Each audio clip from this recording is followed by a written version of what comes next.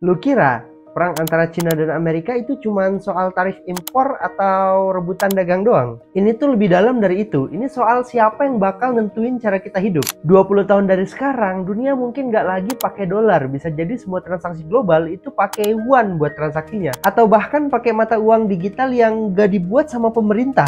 Dan ini bukan cuma soal uang. Ini soal kita bakal hidup di dunia yang bebas dan terbuka, atau justru di dunia yang dimana gerak-gerik kita tuh diawasin setiap saat. Dan yang lebih gila lagi, dua negara ini nggak sekedar saling bersaing nih. Mereka lagi perang secara diam-diam buat ngebentuk masa depan kita semua. Di video ini kita bakal bahas semuanya nih, step by step. Gimana perang ini dimulai, siapa yang sekarang unggul, dan arah dunia ini sebenarnya mau kemana nih? Yang kita bakal kupas itu kenapa perang ini disebut perang peradaban, terus gimana perbedaan ideologi mereka, siapa yang lebih unggul di ekonomi dan teknologi, serta apa resiko perang terbuka di Laut Cina Selatan atau di Taiwan. Dan kenapa lo harus peduli, karena yang sedang kita pertaruhkan bukan cuman kekuatan dua negara nih, tapi juga masa depan hidup kita semua. Sebenarnya apa yang terjadi? Rivalitas Cina dan Amerika itu sebenarnya udah lama banget. Tapi sejak pandemi COVID-19, semua eskalasi tuh jadi naik level. Pandemi ini tuh jadi titik balik, bukan cuman bikin orang sadar kalau kita tuh sebenarnya ketergantungan ke Cina, tapi juga nunjukin dua sistem yang sangat beda banget nih. Di satu sisi, Cina ngunci negaranya rapet-rapet dengan strategi zero COVID, lockdown ketat, dan sistem pelacakan digital canggih. Hasilnya, mereka promosiin itu sebagai bukti kehebatan sistem otoriter terpusat. Sementara itu, Amerika Serikat terlihat kacau, debat soal masker, vaksin, sampai kerusuhan politik. Tapi dari kekacauan itu muncul inovasi. Vaksin mRNA pertama kali lahir di Amerika, cepat dan efektif. Dari sini kelihatan dua model pemerintahan, dua cara ngatur masyarakat, dua visi tentang masa depan, dan semuanya mulai bersaing terbuka. Bukan cuma soal ekonomi, tapi juga ideologi, teknologi, dan pengaruh mereka di global. Pertarungan nilai dan peradaban. Perang ini bukan cuma soal siapa yang lebih kaya, tapi soal cara hidup. Amerika berdiri di atas nilai demokrasi liberal, kebebasan individu, pemilu bebas, kebebasan pers. Mereka percaya demokrasi adalah kunci kebahagiaan dan potensi umat manusia. Cina punya sistem yang beda total. Pemerintahan satu partai dengan stabilitas sebagai konsep utama. Konsep kebebasan tunduk pada kepentingan kolektif dan harmoni sosial. Mereka sebut ini sebagai demokrasi konsultatif dengan karakteristik Cina. Amerika percaya pada exceptionalism, bahwa mereka punya tugas menyebarkan demokrasi ke seluruh dunia. Joe Biden bilang ini adalah pertarungan antara demokrasi dan autokrasi yang akan menentukan masa depan dunia. Sebaliknya, Cina bilang tiap negara punya jalannya sendiri. Jangan campuri urusan kami. Mereka lawan gagasan universalisme ala barat. Narasi mereka, komunitas senasib,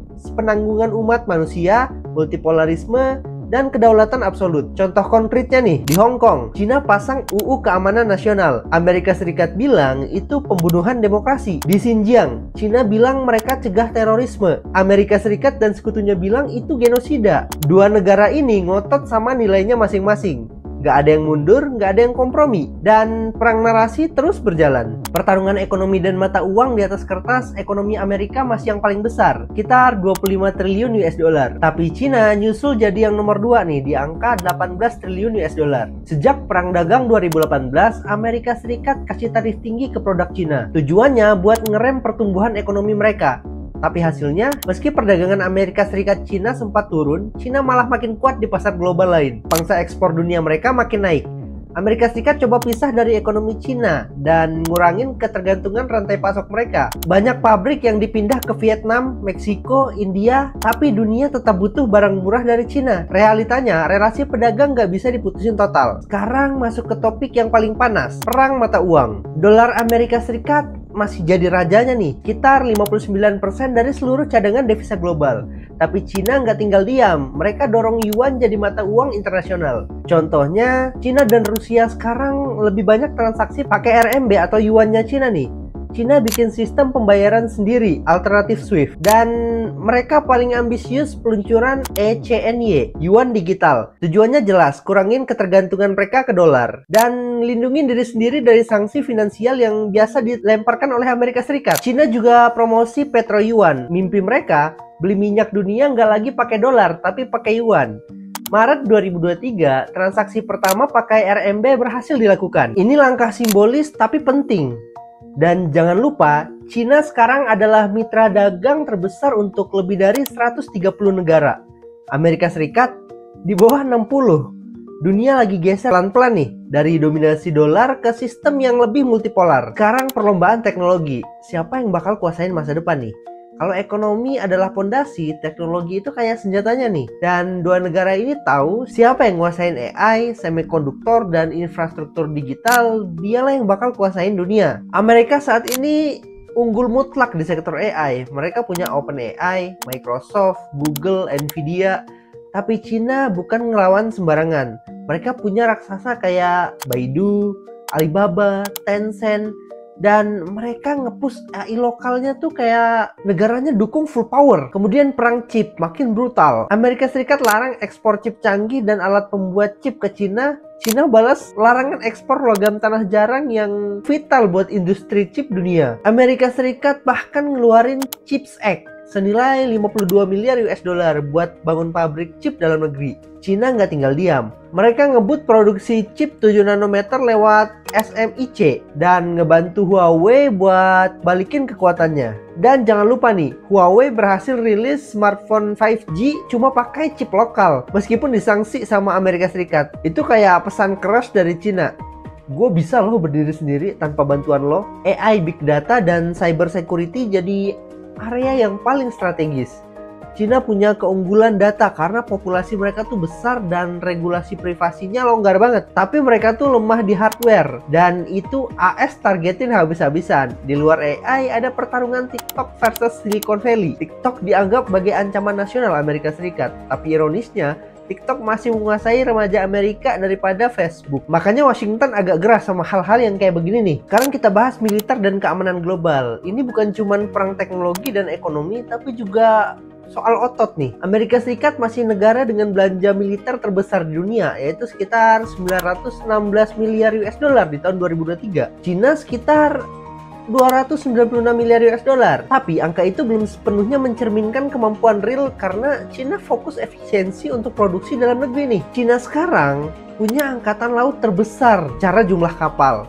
Mereka punya 3 kapal induk dan ratusan kapal perang lain. Mereka juga lagi ngebut buat modernisasi jet tempur dan rudal hypersonik. Taiwan dan Laut Cina Selatan jadi titik paling panas. Di sana, dua kekuasaan nih bisa saling senggol tiap saat. Cina makin nekan Taiwan dengan latihan militer besar-besaran. AS jawab dengan kirim kapal perang ke dekat pulau tersebut. Militer Cina belum punya pengalaman tempur global kayak Amerika Serikat, tapi punya keunggulan soal geografis, home advantage. Dan jangan lupa mereka punya sekutu yang gak resmi kayak Rusia dan Iran. Sekarang kita lanjut ke diplomasi dan blok global. Diplomasi pun ikut terbagi dua blok besar. Amerika Serikat dan NATO masih punya jaringan aliansi yang luas. Tapi Cina pelan-pelan bangun poros alternatif lewat BRICS, SCO, dan BRI. BRICS makin kuat sejak ekspansi 2023. Masuknya Arab Saudi, Iran, Uni Emirat Arab, dan yang lain-lain itu bikin forum ini makin mewakilin dunia berkembang. Cina dorong mata uang lokal dan sistem keuangan baru lewat BRICS. Di sisi lain, Amerika Serikat tetap pegang kendali untuk lembaga nasional kayak IMF, World Bank, dan NATO. Tapi banyak negara berkembang yang mulai pindah haluan ke Cina nih, karena diiming-imingi pembangunan tanpa syarat, HAM atau demokrasi. Gaya diplomasi Cina juga berubah nih. Dari yang dulu kalem, sekarang lebih agresif. Sering dijulukin sebagai wolf warrior diplomasi. Sementara Amerika Serikat mencoba perbaiki citra multilateralnya di era Biden nih. Selanjutnya, perang budaya dan soft power. Kalau lo pikir perang ini cuman soal tank, AI, atau uang, lo salah banget. Ada perang yang lebih halus tapi pengaruhnya besar banget nih.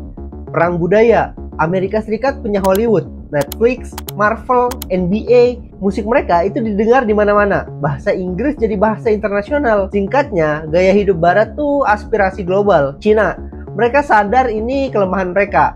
Mereka coba bangun ratusan institut Konfusius di luar negeri buat promosiin budaya mereka. Mereka dorong film-film nasionalnya kayak Wolf Warrior, tapi hasilnya masih kalah jauh. Cina habisin miliaran dolar buat bangun media internasional kayak CGTN, Xinhua, China Daily.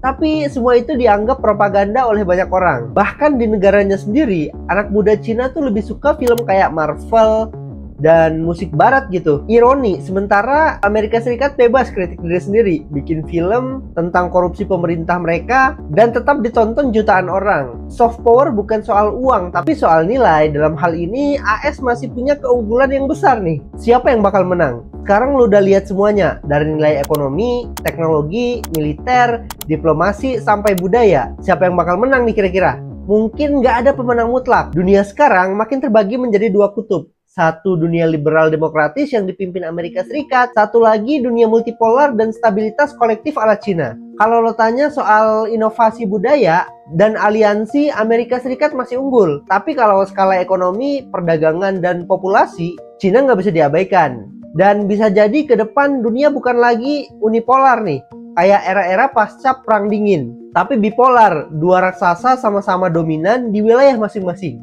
Tapi satu hal yang pasti, apa yang sedang terjadi hari ini itu nentuin masa depan kita semua.